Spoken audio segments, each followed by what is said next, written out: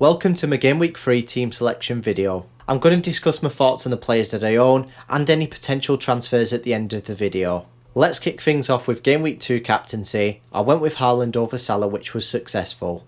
Both of these players are going nowhere out of my team. They still dominate my captaincy matrix up until Gameweek 6. That's the earliest that I'm willing to sell them for either Kane or Son against Fulham at home.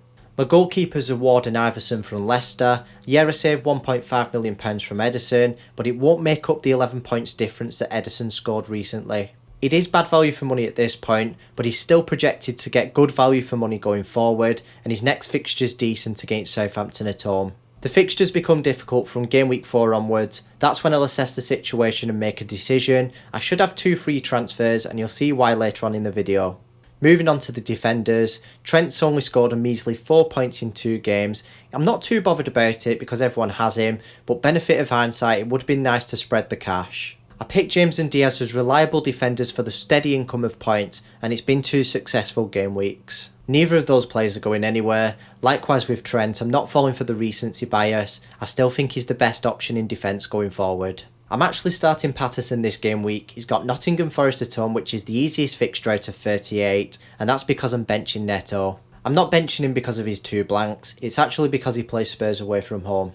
He's the player I'm willing to sell the most, and you'll see that later on in the transfer section. There's a few reasons why Williams is behind Patterson in the pecking order. Yeah, the Toffees don't have the best of defences, but they're still better than Forest at the back. They've also got the home advantage and the higher clean sheet odds. Taylor's just making up the numbers, and Tilder's a nailed £4.5 million forward.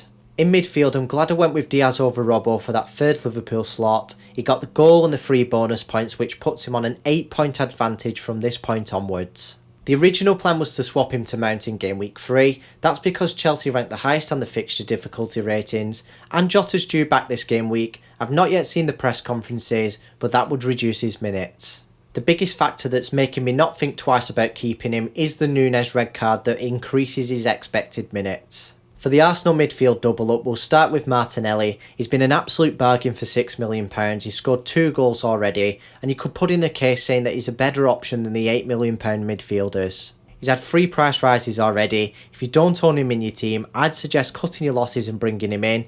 He's great value going forward, and you should always look forward and not backwards. As for Saka, I expected him to offer more. He's not had the best of starts, but I want to keep him going forward because it's Bournemouth and Fulham next. It's worth considering something we've not seen from him yet. He's probably on penalty duties, so he should benefit from them at some stage. For game week 3 captaincy, I've got the same options as last week, which are Haaland and Salah, plus you've got Jesus in the mix against Bournemouth away as well. All 3 of these players are worthy picks. I'd also consider Kane or Son if I own them, possibly even De Bruyne. If you want to see who my captain is for game week 3, I've published a best captain video which includes all of my data analysis. I also mentioned the second best option if you don't already own that player or you fancy going different.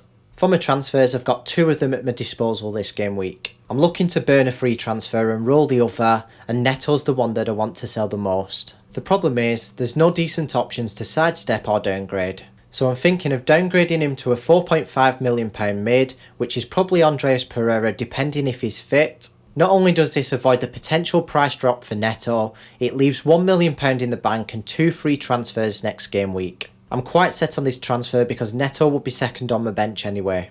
Obviously I could invest a £1 million now on a luxury transfer, but I'm not desperate to make a transfer this game week. I prefer to have the flexibility next game week, plus it'll probably save me 4 points in the near future, where I've got that extra transfer in hand and I don't need to take a hit. Thanks for watching, make sure you hit the like button if you enjoyed the video, and check out my best captain video if you haven't already.